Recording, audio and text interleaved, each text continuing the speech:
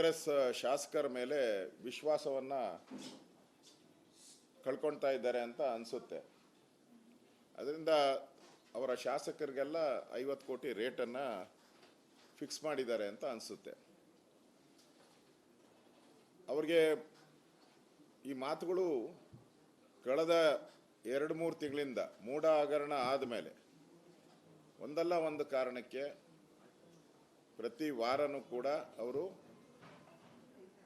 ಶಾಸಕರನ್ನು ಖರೀದಿ ಮಾಡ್ತಾ ಇದ್ದಾರೆ ಅನ್ನೋ ಪದವನ್ನು ಉಚ್ಚಾರ ಮಾಡ್ತಾ ಇದ್ದಾರೆ. ನನಗನ್ಸುತ್ತೆ ಸಿದ್ದರಾಮಯ್ಯನವರು ರಾಜೀನಾಮೆ ಕೊಡುವಂಥ ಕಾಲ ಸನ್ನಿಹಿತ ಆಗಿರ್ಬೋದು. ಅದಕ್ಕೋಸ್ಕರ ಶಾಸಕರನ್ನು ಮಾರುಕಟ್ಟೆಯಲ್ಲಿ ತಲಾ 50 ಕೋಟಿಗೆ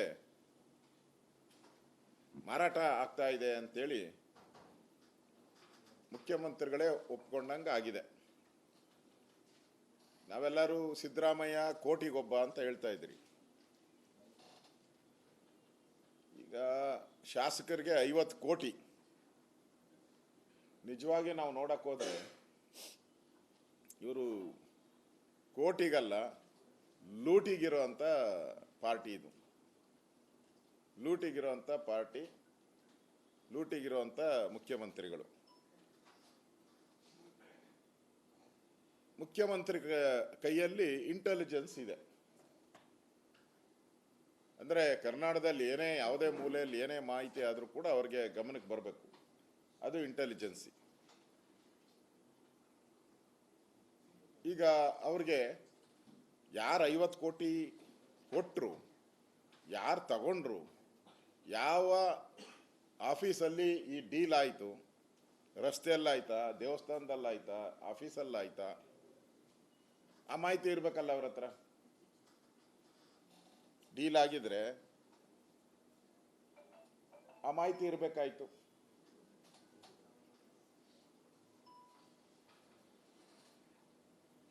ಒಂದು ರೀತಿ ಸಿದ್ದರಾಮಯ್ಯನವ್ರಿಗೆ ಒಂದು ರೀತಿ ಅಸ್ಥಿರತೆ ಮೂಡ್ತಾ ಇದೆ ಅಂತ ಅನಿಸುತ್ತೆ. ಒಬ್ಬ ರಾಜ್ಯದ ಮುಖ್ಯಮಂತ್ರಿ ಶಾಸಕರು ಹರಾಜಾಗ್ತಾ ಇದ್ದಾರೆ ಅಂತ ಹೇಳಿದ್ರೆ ಅದು ನಾಚಿಕೆ. ಅದು ಕಾಂಗ್ರೆಸ್ ಪಾರ್ಟಿಯ ಶಾಸಕರು, ಅದು ಅವ್ರ ನಾಚಿಗೇಡಿನ ಸಂಗತಿ ಆಗಬೇಕಾಯ್ತು ಕಾಂಗ್ರೆಸ್ ಅವ್ರಿಗೆ. ಮತ್ತೆ ಸಿದ್ದರಾಮಯ್ಯನವರು 14 ಬಡ್ಜೆಟನ್ನು ಮಂಡಿಸಿದ್ದಾರೆ. ನಾವೆಲ್ಲ ಲೆಕ್ಕದ ರಾಮಯ್ಯ ಅಂತ ಹೇಳ್ತೀರಿ. ನೀವು 50 ಜನನ ಅವರು ದುಡ್ಡು ಕೊಟ್ಟು ಪಕ್ಷಾಂತರ ಆದರೆ ಸರ್ಕಾರ ರಚನೆ ಮಾಡಕ್ಕೆ ಬರುತ್ತಾ? ಸರ್ಕಾರ ರಚನೆ ಆಗಬೇಕಾದ್ರೆ ಕಾಂಗ್ರೆಸ್ಸಿನ 2/3 ಮೆಜಾರಿಟಿ ಆಚೆ ಬರಬೇಕು ನಮ್ಮ ಪಕ್ಷಾಂತರ ನಿಷೇಧ ಕಾಯ್ದೆ ಪ್ರಕಾರ. ಅಷ್ಟಾದರೂ ಕಾಮನ್ ಸೆನ್ಸ್ ಬೇಕಲ್ಲ ಅವ್ರಿಗೆ, ಅಷ್ಟಾದರೂ ಪರಿಜ್ಞಾನ ಬೇಕಲ್ಲ. 50 ಜನ ಮಾಡಿಬಿಟ್ಟು 50 ಜನ ರಾಜೀನಾಮೆ ಕೊಟ್ಟು ಗೆಲ್ತಾರೆ ಅನ್ನೋದು ಏನು ಗ್ಯಾರಂಟಿ ತಿರ್ಗಾ? ಅಂದರೆ ಲೆಕ್ಕ ಹೇಳೋದ್ರಲ್ಲೂ ತಡಬಡಾಯಿಸಿದ್ದಾರೆ ಸಿದ್ದರಾಮಯ್ಯನವರು. ಸಿದ್ದರಾಮಯ್ಯನವರ ಘನತೆಗೆ ಈ ರೀತಿ ಪದೇ ಪದೇ ಒಬ್ಬ ಮುಖ್ಯಮಂತ್ರಿಯಾಗಿ ಇಂಟೆಲಿಜೆನ್ಸ್ ಅವ್ರ ಹತ್ರನೇ ಇದ್ದು 50 ಕೋಟಿ ರೂಪಾಯಿ ಒಬ್ಬೊಬ್ಬ ಶಾಸಕರೇ ಅಂದರೆ ಎಷ್ಟಾಯಿತು? 50 ಜನಕ್ಕೆ ಎಷ್ಟಾಯಿತು? 2500 ಕೋಟಿ ಆಯಿತು. ಈ 2500 ಕೋಟಿ ಎಲ್ಲಿದೆ? ಯಾರ ಮನೆಯಲ್ಲಿದೆ? ಯಾರ್ಯಾರು 50 ಜನ ಹರಾಜಾಗುವಂಥ ಕಾಂಗ್ರೆಸ್ಸಿನ MLA ಅವರೇ ಹೇಳ್ಬೇಕು, ನಮ್ಗೆ ಗೊತ್ತಿಲ್ಲ. ಮುಖ್ಯಮಂತ್ರಿನೇ ಹೇಳಬೇಕು ಹರಾಜಿಗೆ ಆಗುವಂಥ ಕಾಂಗ್ರೆಸ್ಸಿನ ಶಾಸಕರು ಯಾರ್ಯಾರು 50 ಜನ. ಅವ್ರ ಪಟ್ಟಿನ ಬಿಡುಗಡೆ ಮಾಡಿ. ನೀವು ನಿಜವಾಗೂ ನಿಮಗೆ ಮುಖ್ಯಮಂತ್ರಿಗಳಾಗಿ ಮಾಹಿತಿ ಇದ್ದರೆ ನೀವು ಪಟ್ಟಿ ಬಿಡುಗಡೆ ಮಾಡಿ 50 ಜನದ್ದು.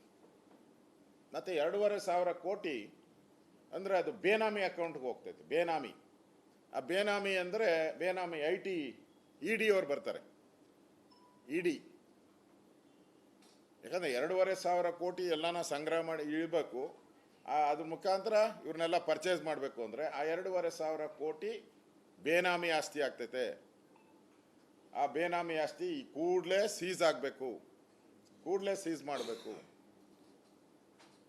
ಯಾರ ಹತ್ರ ಇದೆ ಅದು,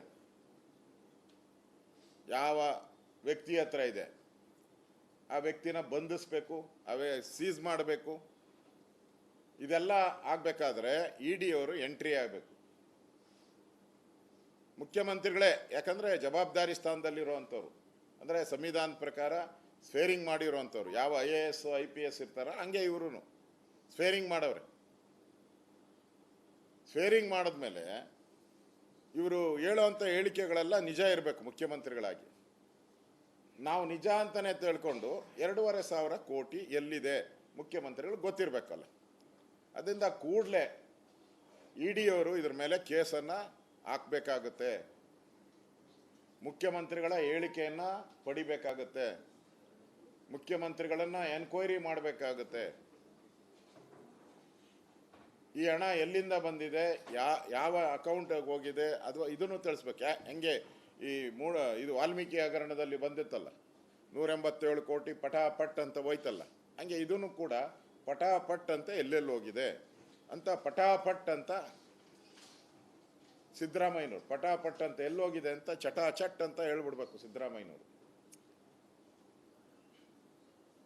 ಇಲ್ಲ ಅಂತ ಹೇಳಿದ್ರೆ ನೀವು ಕಳೆದ 3 ತಿಂಗಳಿಂದನೂ ಕೂಡ ನಿಮ್ಮ ರಾಜೀನಾಮೆ ಭೀತಿಯಿಂದ ಈ ವಿಷಯವನ್ನು ಡೈವರ್ಟ್ ಮಾಡುವಂಥದ್ದಕ್ಕೆ ನೀವು ಹೇಳಿಕೆ ಹೇಳ್ತಾ ಇದ್ದೀರಾ ಅಂತ ಜನಕ್ಕೆ ಅರ್ಥ ಆಗ್ತೈತೆ. ಇನ್ನೊಂದು ಕಡೆ ಹೇಳ್ತೀರಾ, ನನ್ನನ್ನು ಮುಟ್ಟಿದ್ರೆ ದಂಗೆ ಎದ್ದೊಳ್ತೈತಂತೆ. ಏನು ನೀವು ಆಕಾಶದಿಂದ ಎಳೆದು ಬಂದ್ಬಿಟ್ಟಿದ್ದೀರಾ? ನೀವೇನ ಶ್ರೀಕೃಷ್ಣ ಪರಮಾತ್ಮನ ಅಥವಾ ಈಶ್ವರನ, ಪರಮೇಶ್ವರನ, ಬ್ರಹ್ಮನ? ಏನು ನೀವು ದಂಗೆ ಹೇಳಕ್ಕೆ?